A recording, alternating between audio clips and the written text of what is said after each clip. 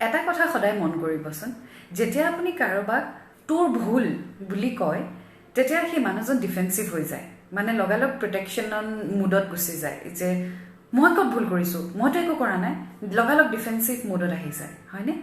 ঠিক ৰিলেশ্যনশ্বিপৰ ক্ষেত্ৰতো যেতিয়া আপুনি আপোনাৰ পাৰ্টনাৰক ভুলটো দেখুৱাই থাকিবলৈ চেষ্টা কৰে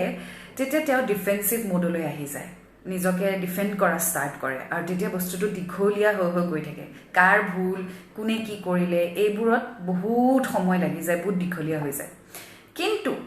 যেতিয়া আপুনি আই এম সৰি মোৰে ভুল হ'ল চাগে